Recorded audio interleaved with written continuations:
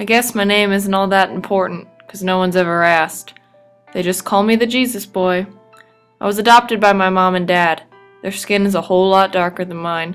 It never bothered us, though. We're a family. When I was in the 6th grade, I transferred to the school across the highway, the colored school, a place that was a guaranteed adventure. On the first day, all the kids just looked at me. I guess I don't blame them. I was a tall, skinny white boy, and they were all colored, every one of them. I felt like a fish out of water. It didn't take long before the other kids started picking on me, especially the class bully Trevor. He never let up. They all started calling me Jesus Boy. It was because of my white skin and long hair, I guess. I liked it. I liked this one girl too. Her name was Franny. On the first day of school, she kept looking at me. I just smiled at her.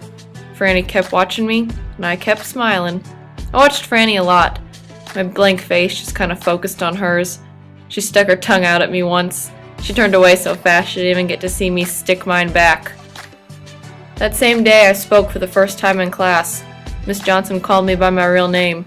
I stood up and told her that everyone called me Jesus. She asked me if I thought that I was the real Jesus. I didn't answer. I didn't move or shake my head. I just sat there and stared. Ray called me out, started making fun of me in front of the whole class. I felt a cold tear run down my right cheek. I guess Miss Johnson noticed. When she asked me if I was alright, I didn't really want to answer, but I did anyway. I told her that we didn't belong on the other side of the highway. My daddy said people would be better here, that people would be nice to me.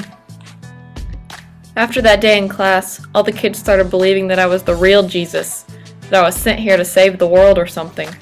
I don't think any of that's true. I'm just a light-colored kid who felt a little lost is all. Trevor broke his arm and was gone from school for a few days. When he came back, he started hearing all the kids talk about me, about all this hope they saw in me or something. He was angrier than ever. He even tried to fight me with his one arm. I started to fight him back. He deserved it, but he fell down before I got the chance. I still helped him up, 'cause that's what my daddy would have wanted me to do. All the other kids didn't think I was Jesus anymore. Jesus would never try to fight anybody. Now I was just the boy. The kids were all pretty disappointed. They thought that God chose their poor tiny school to save or something. Things were rough all over with the war going on and moms and dads running low on money. They thought that I was going to make it all better, that I would bring some sort of hope. We read a poem in class one day about hope. Hope is the thing with feathers. I guess in the long run I did bring some hope. Maybe there's a little bit of a Jesus boy in everybody. I saw Franny walking home from school one day. My chest tightened up a bit as I approached her to say hey. I told her that I was going swimming the next day. I told her that if she decided to go swimming too, then maybe she'd see me there.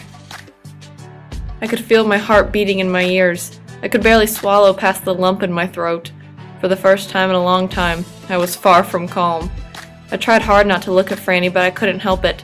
I'm always looking at Franny. She cleverly agreed to meet me at the rec center. My smile stretched all the way across my face. I quickly headed for home as a witty girl who believed in hope watched me run off. I like Franny.